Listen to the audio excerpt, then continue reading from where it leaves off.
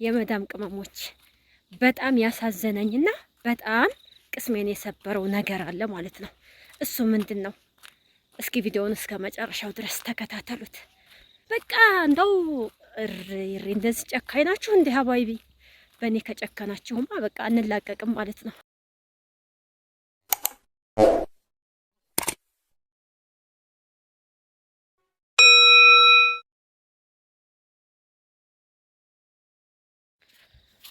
አሰላሙ አለይኩም ወራህመቱላህ ወበረካቱ። ውድና የተከበራችሁ ቻናሌ ቤተሰቦች፣ አድማጭ ተመልካቾች እንዴት ናችሁ? በያላችሁበት ሰላማችሁ ይብዛ። በድጋሜ ኢድ ሙባረክ ብያለሁኝ። እንኳን አደረሳችሁ፣ እንኳን አደረሰን። እንግዲህ ኢዳችን በሰላም አልፏል ማለት ነው። ኢንሻአላህ ደግሞ የአመት ሰው ይበለን በአፊያ በሀያት። ዛሬ እንግዲህ ከቤት ወጣ ብዬ እንደምታዩኝ አምሮብኝ ዘመድ ጥየቃ ወደ ከተማ ሄጄ ነበረ። ያው ታውቃላችሁ ኢድ ላይ ቤተሰብ እህት ወንድም መጠያየቅ እንደዚህ ጓደኛ ምናምን ነገር አይቀርምና ወደዛ ሄጄ እየተመለስኩ ነው።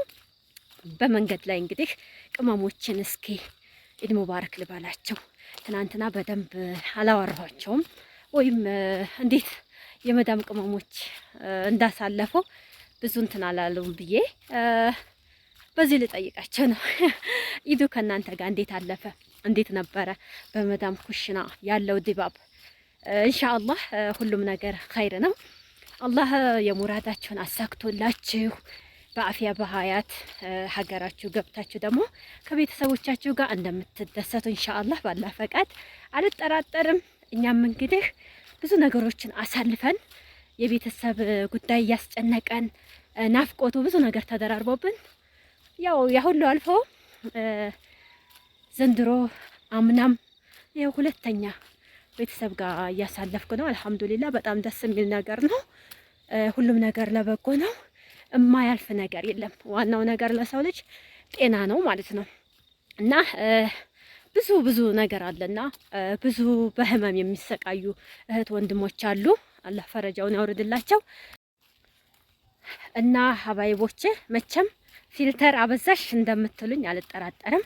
ያው ኢድ ስለሆነ ትንሽ ፏፈካ ማለት የተወደደ ነው አይደለ? ይሄ ነገር ይደብራችኋል ብዬ አላስብም። ያው የምታውቁኝ መንሱራ ነኝ ላይቭ ላይ ማለት ነው እና እንግዲህ ያው ዘወር ብለን ዘመዶችን ቤተሰቡን ጠየቅ አርጌ ወደ ቤቴ እየተጓዝኩ ነው ማለት ነው። ቤቴ ስላችሁ ደግሞ ራሴ ቤት ሳይሆን ወደ ቤተሰብ ቤት ነው ማለት ነው። ኢዱም አላበቃም ገና ነው። ታውቃላችሁ አረብ ሀገር ስንት ቀን እንደሚያከብሩና እኔም እንደዛው እያረኩ ነው እና ዝናብ ጥሎ ያው መንገዱ ትንሽ ጭቃ ሆኗል። ግን ቢሆንም አልሐምዱሊላህ ያባራ ጊዜና መንገደን ቀጥ እያለሁ ማለት ነው። እና የኔ ቅመሞች የኔ ውዶች የሀገሬ ልጆች አብሽሩልኝ። አላህ ከእናንተ ጋር ይሁን። ፈረጃውን እዝነቱን አላህ ያውርድላችሁ። ያሰባችሁት ሁሉ ይሳካላችሁ። ነገም ሌላ ቀን ነውና ይህን ቀን እንትን ትላላችሁና አብሽሩልኝ ነው የምላችሁ ሀባይቦቼ። እና ያው የመዳም ኩሽና ቢደብራችሁም የትም አይደረስም ማለት ኑሮን ለማሸነፍ ህይወትን ለመቀየር እስከሆነ ድረስ ሁሉንም መታገስ ግድ ይለናል። አይዞን ለበጎ ነው። በቃ የዛሬን ስትጨነቁ የዛሬን እንትን ስትሉ ራሳችሁን ብቻ እንዳትጎዱ ነው የምነግራችሁ ነገር ሀባይቢ የመዳም ቅመሞች በጣም ያሳዘነኝና በጣም ቅስሜን የሰበረው ነገር አለ ማለት ነው። እሱ ምንድን ነው? እስኪ ቪዲዮውን እስከ መጨረሻው ድረስ ተከታተሉት። ትናንትና አንድ ቪዲዮ ለቅቄ ነበረ። ለምንድን ነው ያላያችሁልኝ? ለምንድን ነው ላይክ ያላረጋችሁኝ? የኢዱን ድባብ እንደዛ ተጨንቄ እንደዛ ሆነ ቪዲዮ ሰርቼ ለእናንተ ብዬ የሀገር ቤትን ድባብ ላሳያችሁ።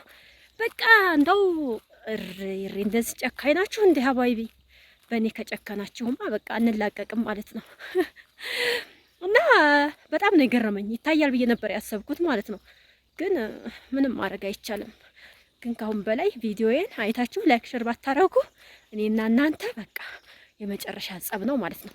ከዚህ ሰፈር ከዚህ መንደር ልታባሩ ይፈልጋችሁ ከሆነ እንታያለን ኢንሻአላህ ማለት ነው። እና በጣም ገርሞኛል። ለምን ካልጠበቅኩት ነገር ያኔ ያላሰብኩት ነገር ነው የሆነው ማለት ነው።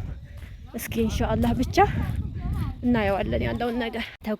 ተጉዤ ከውሃው ደርሻለሁ ማለት ነው። ይሄን የምታውቁት እንግዲህ ገላና ወንዙ በጣም ፈርቼ ነበረ ይሞላብኛል ብዬ ዝናብ ስለጣለ ማለት ነው።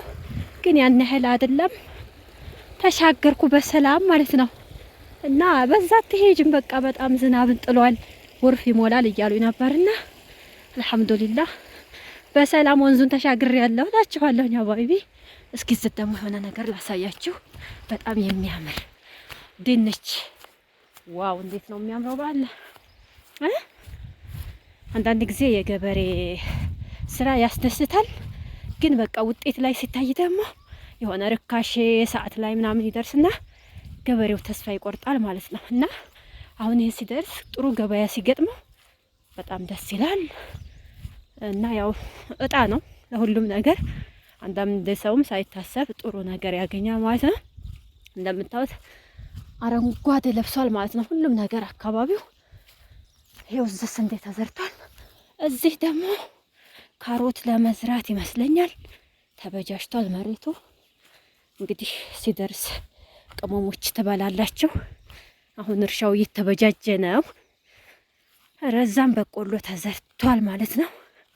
ማሻአላህ አንዳንድ ጊዜ የሚጠቅመው ነገር አንዳንዱ መሬት ውሃ አካባቢ ያለ ምንም ሳትጠብቁ በፈለጋችሁበት ሰዓት የምትፈልጉትን ነገር ስታዘምሩ በጣም ደስ ይላል። አሁን እዚህ ውሃ ስላለ ነው እንግዲህ የሁሉ ያያችሁት ድንቹ ምኑ የውሃ ምክንያት ነው። ዝናብ ቢሆን የሁሉ ባዶ ነበር እስከዛሬ ማለት ነው።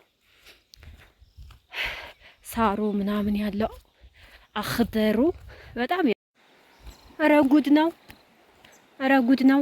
ያንኛው ውሃ አልሞላም ደህና ነው እያልኩ መጥቼ ይሄንኛው ውሃ አታውትም ተቀያይሮ ከለሩ ሁሉ ቢስሚላ ሄዶ ነው እንጂ እስከዚህ ድረስ አጉርፎ ነበር ማለት ነው። ተቋቁሯል እኮ እንደምታዩት። መቆየቴ በጀይ ጎርፍ ወስደኝ ነበር ማለት ነው። እስካሁን ቶሎ መጥቼ በሆነ እውት ተፈራርሷል። ቢስሚላ